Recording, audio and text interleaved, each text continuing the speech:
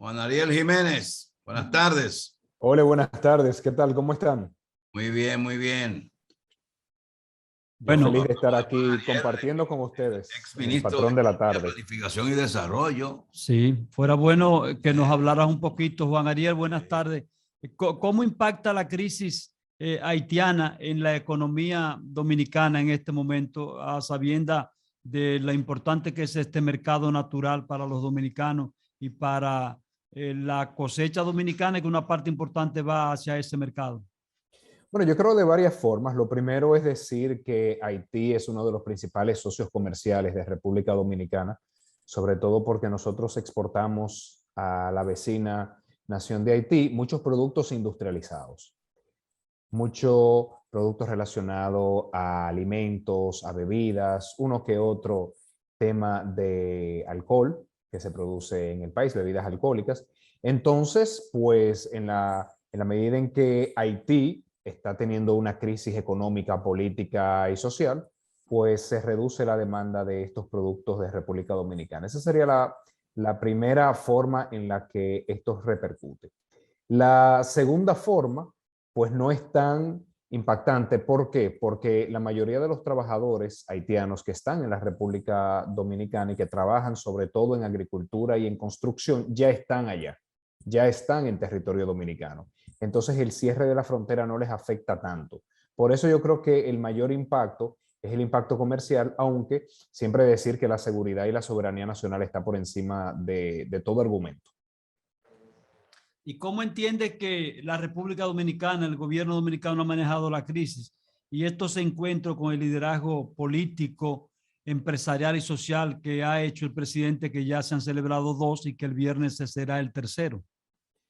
Los encuentros yo lo veo muy correctos porque el reto que representa la inestabilidad política de Haití para la República Dominicana es un tema nacional. Aquí estamos ante una situación que requiere que nos sobrepongamos a las diferencias políticas, a las diferencias sectoriales y que unamos esfuerzos para salir de esto lo mejor posible.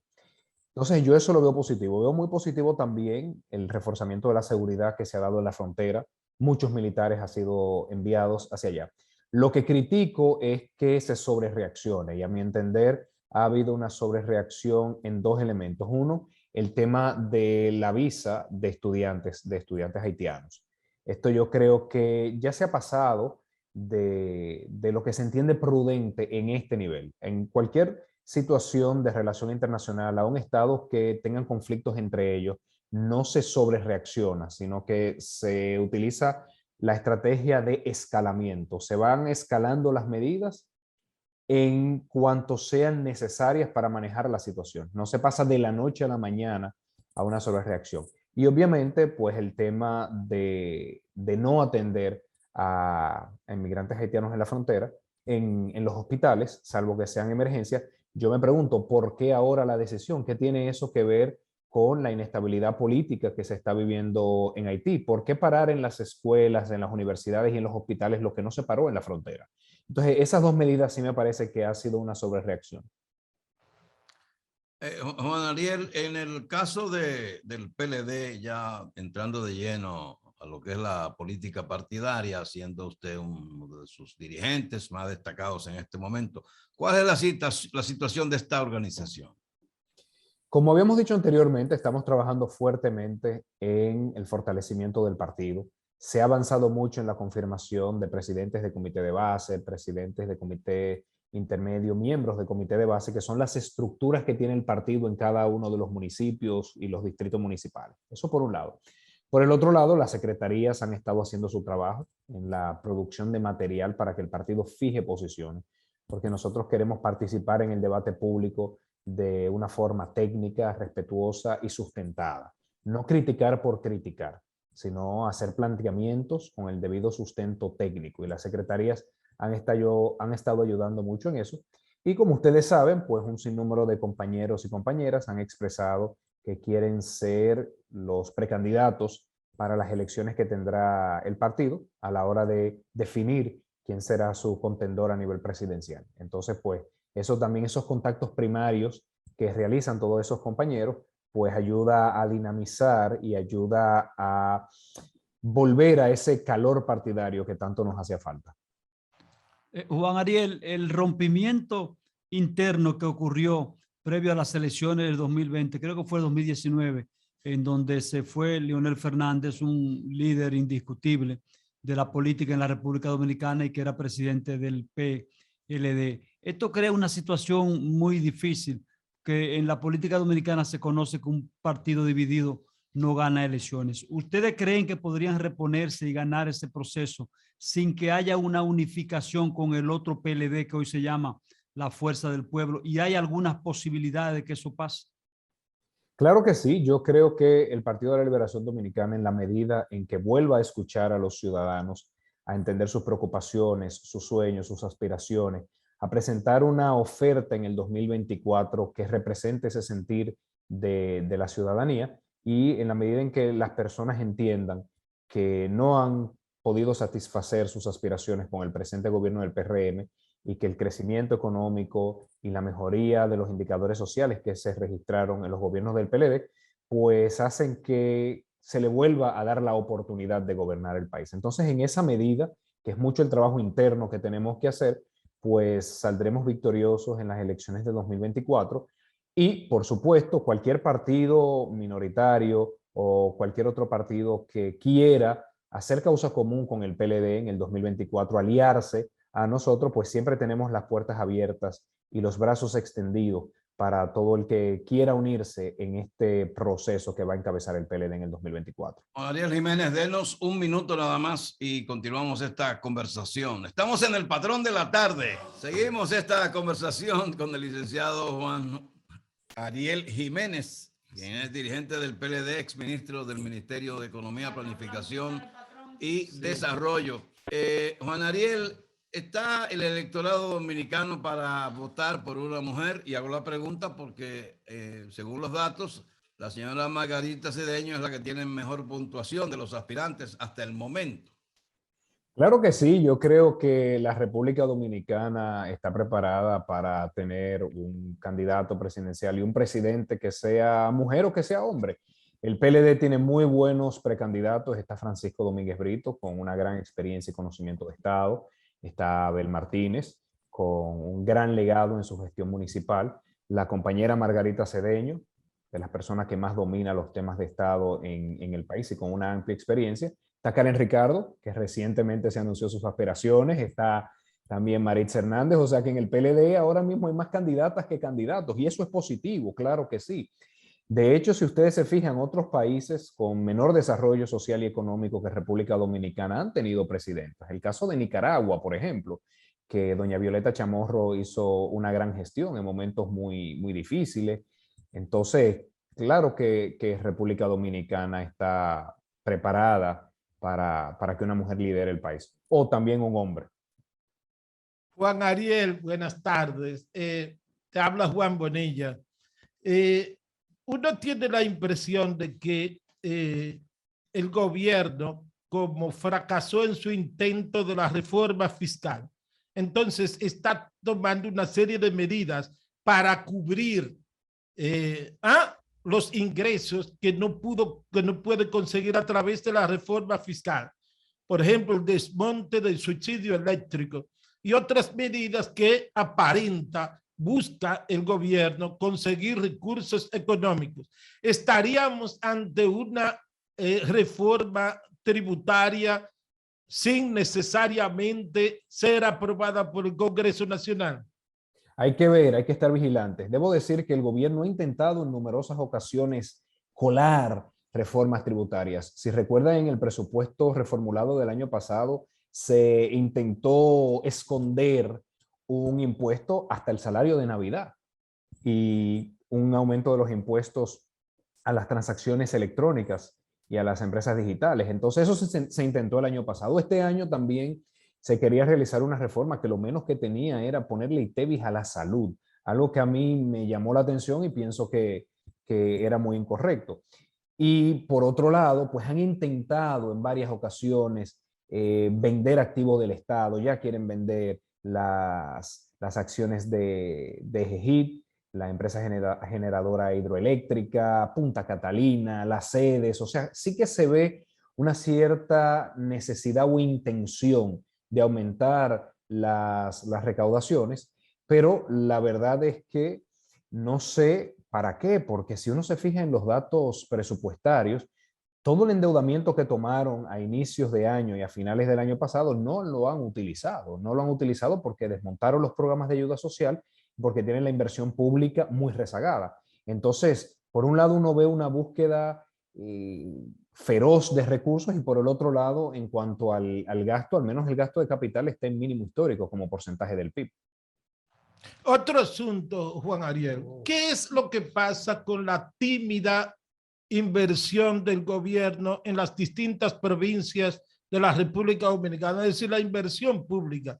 ¿Qué es lo que pasa? ¿Es que el gobierno no tiene recursos económicos o cuál es la situación? Porque en provincias como las nuestras, la presencia del gobierno en términos de construcción de obras públicas es muy tímida. En algunas es prácticamente inexistente. ¿Qué es lo que ocurre?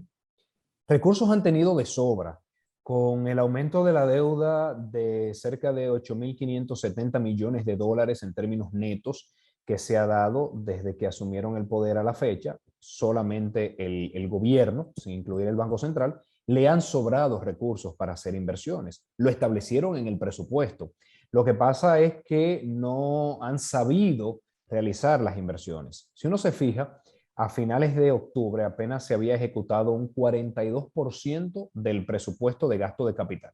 Cuando los economistas hablamos de gasto de capital, nos referimos a construir y reparar obras, caminos vecinales, escuelas, hospitales, estancias infantiles, carreteras, puentes. Entonces, eso ha estado muy rezagado. De hecho, les decía que en los últimos 50 años, este es el año de menor inversión como porcentaje del PIB. Si vemos hacia atrás, el año de menor inversión fue en el 1984, con la poblada de abril por la crisis económica. Este sería el segundo año. Entonces, yo creo que ha sido errada la decisión del gobierno de querer aparentar un ahorro que en verdad lo que tiene es huérfanas a las provincias y a las comunidades del país de la tan necesaria inversión del gobierno. A pesar de que han tenido los recursos y a pesar de que estamos pagando intereses por esos recursos que nos endeudamos desde septiembre del año pasado. Sin embargo, Juan Ariel, no podemos olvidar de que es un gobierno que tiene 14 meses y que entró en medio de un país cerrado y ha tenido que combatir una pandemia. Pero también el asunto, usted como economista conoce muy bien que la República Dominicana tiene años de atraso en una reforma fiscal para estructurar su carga tributaria y de combatir el déficit fiscal. Eso es uno de los problemas. Sin embargo, mi pregunta va por el ámbito de ¿a qué le atribuye el crecimiento que ha tenido en medio de la situación? ¿A éxitos del gobierno? ¿Le reconoce algún éxito al gobierno? Porque el mismo Banco Mundial establece que hasta el 2023 va a estar creciendo a razón de entre un 4 a un 5%, un 7, un 6, un 4, un 5 hasta el 2023. Entonces, ¿a qué se lo atribuye?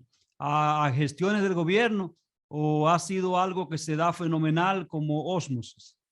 Bueno, debo decir varias cosas. Lo primero es que la mayor parte de los países alrededor del mundo están teniendo cifras de crecimiento que no se habían visto anteriormente. Y eso responde a dos cosas. Lo primero es que se está comparando con un 2020 que estaba cerrado. O sea, no es lo mismo decir, subí 8 pisos, bueno, sí, pero acabo de bajar 10. Entonces todavía no hemos tenido una plena recuperación. Y lo segundo, obviamente, a ciertas medidas que se han tomado por el gobierno pasado y por el presente gobierno. Cuando nosotros vemos qué explica el crecimiento, y esos son datos publicados por el Banco Central, 2/3 del crecimiento se explica por inversión privada. Es decir, por toda la construcción que está haciendo el sector privado. ¿Y a qué responde eso? Responde a la política monetaria que ha tenido el Banco Central desde mediados del año pasado. O sea, esa baja en las tasas de interés que ha tenido el banco, esa inyección de mucha liquidez a la economía, pues obviamente ha dado resultado y eso ha aumentado mucho la inversión privada. En un segundo lugar, 1/3 del crecimiento se explica por el aumento del consumo privado. O sea, que las familias están consumiendo más bienes y servicios. ¿Y por qué ha pasado esto? Bueno, por dos cosas. Lo primero es por el aumento significativo de las remesas. En República Dominicana han entrado más de 130.000 millones de pesos adicionales en remesas. ¿Y qué hacen esas remesas? Que mandan a las familias a comprar cosas, a comprar bienes, a comprar servicios, y eso dinamiza la economía. ¿Por qué ese aumento de las remesas? Por la solidaridad de los dominicanos del exterior, que como el gobierno de los Estados Unidos repartió dinero a todo el mundo en ese país, pues han enviado muchas remesas. Y obviamente por los programas de ayuda social que implementó el pasado gobierno, FASE, Quédate en Casa y PAPI. Esas son las dos cosas que han explicado el crecimiento en este año. ¿Reconocerle cosas buenas al gobierno? Claro que sí. Yo no quiero hacer una oposición que todo lo ve malo. Esa oposición del pasado que hizo el PRM, yo no me identifico con ella. Lo que es malo, no importa quién lo haga. Y lo que es bueno, y hay que reconocerlo también sin importar quién lo haga. Este gobierno tomó una sabia decisión de reconfirmar a las autoridades del Banco Central. Eso generó confianza, tranquilidad y permitió que esa maquinaria de ayuda que ha establecido el banco pues siguiera su curso. En un segundo lugar, el mantener los programas de ayuda social durante 2020 y a inicios de 2021 también fue una decisión correcta. Y en tercer lugar, yo creo que este gobierno en sentido general es muy amigable con el sector privado, es un gobierno que le gusta facilitar la actividad privada y eso pues es positivo.